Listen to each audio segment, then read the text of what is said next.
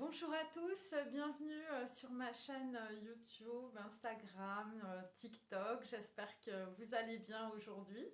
Donc je vais vous montrer d'autres dessins que j'ai faits. Donc voilà, et puis je vais vous parler un petit peu voilà, de mes inspirations, de ce qui me plaît, pourquoi je fais ce type de dessin et tout ça. D'abord, je me suis beaucoup intéressée à Picasso pour les traits, mais aussi à Piero della Francesca dans la peinture italienne, hein, parce que justement, ils ont un trait, on peut dire, très spécifique, hein. Et donc, comme je vous l'ai expliqué, en fait, voilà, ce que je fais, c'est un petit peu du cubisme. En tout cas, c'est ce que l'on m'a dit en Chine par rapport, on peut dire, à d'autres artistes, on peut dire contemporains, voilà, des artistes aussi que j'ai rencontrés là-bas. Et effectivement, je ne peins pas les paysages, encore que je vais m'essayer, puisqu'il y a pas mal de personnes qui m'ont demandé, notamment de faire des vues de Montmartre, parce qu'en réalité, voilà, j'habite Montmartre.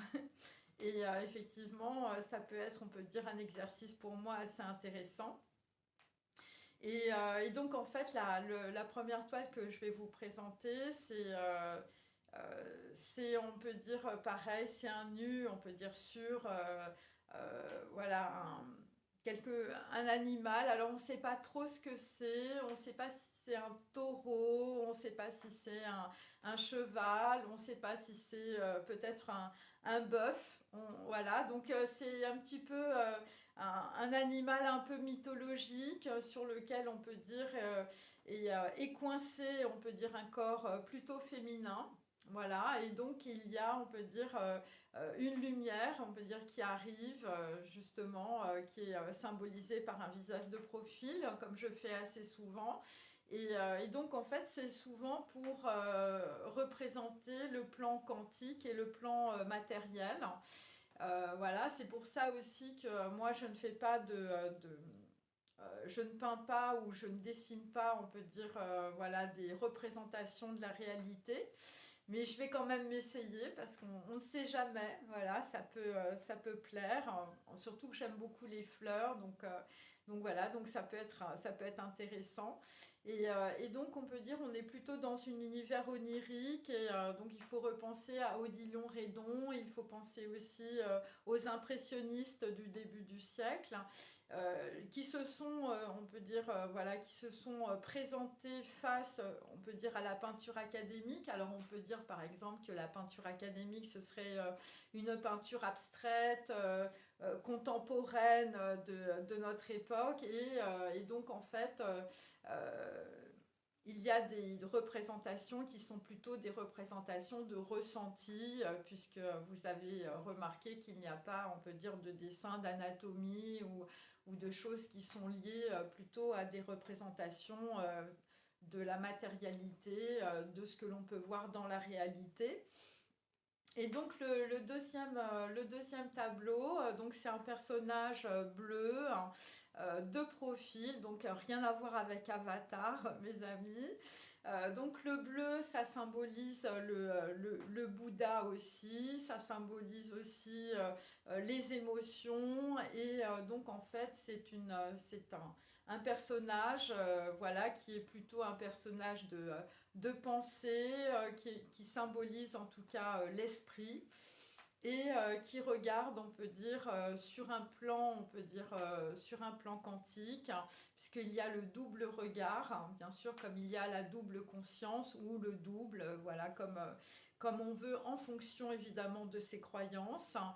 Et donc il y a une fleur, on peut dire, au niveau de l'oreille, qui symbolise justement cette musicalité, on peut dire, que l'on peut avoir sur, on peut dire, un plan quadratique harmonique, voilà, des choses qui sont décrites dans la physique quantique. Et donc en fait, c'est un tout petit tableau que j'ai fait, hein, qui symbolise aussi le processus de création avec la main qui est juste sous la fleur. Et donc on peut dire que cette fleur symbolise par exemple le cerveau ou la pensée sur, on peut dire, un double regard que l'on peut avoir de la réalité, un regard à la fois sur le plan physique, matériel, et un regard sur le plan quantique et spirituel. Et donc on a, on peut dire, deux visages de profil qui se retrouvent plutôt en haut du dessin. Et donc ça symbolise évidemment l'unité et l'harmonie. Et donc je laisse toujours des parties blanches parce que dans un monde quantique, eh bien, il n'y a pas de limite. Et donc c'est pour symboliser aussi justement cet univers sans limite que nous avons, on peut dire, lorsque nous créons quelque chose, hein, lorsque l'on crée ou lorsque l'on est dans une recherche, en tout cas, voilà, à travers des dessins, à travers des esquisses, ou tout simplement, on peut dire, de la musique. Donc voilà.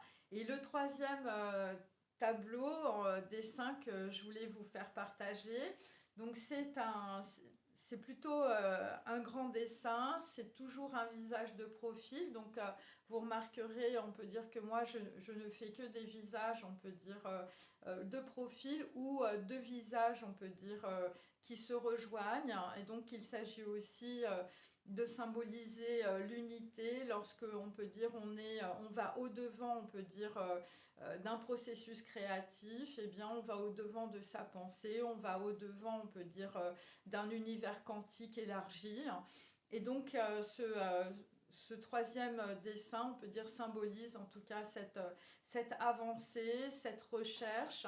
Et le rouge symbolise évidemment le sang, symbolise la vitalité, symbolise aussi le corps, donc matière, antimatière, et symbolise évidemment notre... voilà, ce que l'on fait, on peut dire, sur le plan physique, hein, puisque nous sommes, on peut dire, dans des scaphandres, voilà, et donc qui représentent notre corps. Et donc c'est aussi voilà, ce qu'expliquait par exemple Ionesco dans Rhinocéros, que lorsque les gens se transformaient, il y avait cette notion de scaphandre. Voilà, donc voilà, donc là tout ça c'est évidemment au niveau de la perception.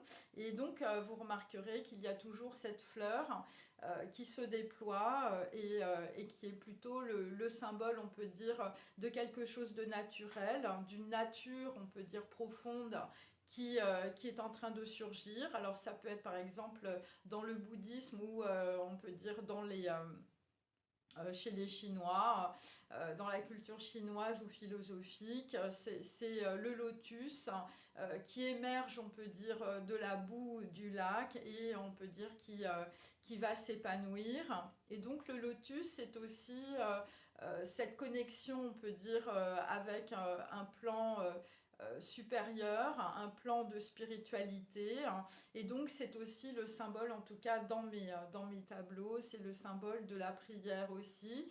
La prière étant pour moi une forme, on peut dire, de vibration du corps, un peu comme si le corps était la représentation d'un instrument de musique, comme une contrebasse, et donc il y a des cordes, et donc on fait vibrer, on peut dire, ces cordes. Et donc la vibration, c'est la vibration de la couleur, c'est la vibration de la matière, et c'est la vibration aussi de la musique. Et c'est pour ça que les prières sont en réalité des chants. Alors on a des chants dans la religion chrétienne, et on a des chants aussi dans la religion bouddhique. Et cette vibration du corps permet en tout cas à ceux, on peut dire, qui suivent, on peut dire, ce cheminement spirituel, d'arriver à une certaine vibration qui permet à l'esprit, on peut dire, de s'ouvrir comme une fleur, comme un lotus. Voilà, donc c'est mes 3 dessins pour aujourd'hui. J'espère que ça vous a intéressé. N'hésitez pas à liker, à poster, voilà, dites-moi ce que vous en pensez, parce qu'à chaque fois j'oublie toujours, et voilà, puisque je suis plutôt d'un naturel un petit peu timide, et donc là je reprends un peu aussi, voilà, une certaine forme d'explication par rapport justement au plan physique et au plan, on peut dire, quantique. Voilà, si vous faites de la physique quantique ou le plan spirituel, puisque les artistes, en tout cas de tout temps, ont été des personnes extrêmement connectées à toutes les formes, on peut dire, d'art. Et donc, à travers l'art, il y avait des représentations de la spiritualité ou des représentations de différentes civilisations, comme par exemple la Renaissance italienne avec la représentation des Grecs. Et, euh, et donc, si vous voulez, c'est assez intéressant de repenser aussi à cela, de voir l'art d'une façon beaucoup plus élargie et non pas simplement de notre point de vue de 2025, parce qu'effectivement, il y a eu des courants, on peut dire, euh, qui se sont contrariés les uns les autres, hein, notamment le surréalisme avec les impressionnistes. Et donc, il y a des personnes qui, à travers leur création, eh bien, refont un petit peu ce cheminement de retrouver, on peut dire, l'essence voilà, des premiers peut-être impressionnistes, c'est-à-dire de l'empirisme en réalité, hein, et de ne plus, on peut dire, être sur la surreprésentation de la réalité, mais plutôt sur l'émotion, la sensibilité, des choses qui sont plus moins palpables, on peut dire, hein, ou moins explicables, hein, mais qui font partie, en tout cas, de l'univers d'artistes.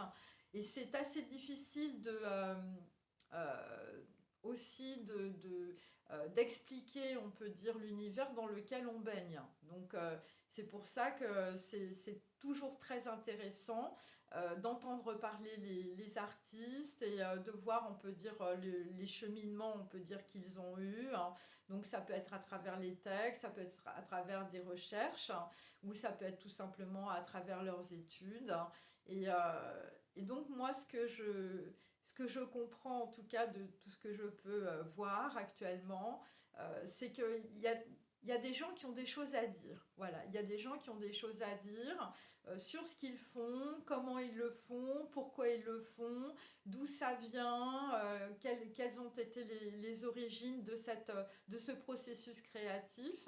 Et je dois dire que c'est très enrichissant. Donc voilà, si vous êtes artiste, continuez à poster des vidéos parce que c'est vraiment super. Voilà, je vous dis à très bientôt. Au revoir.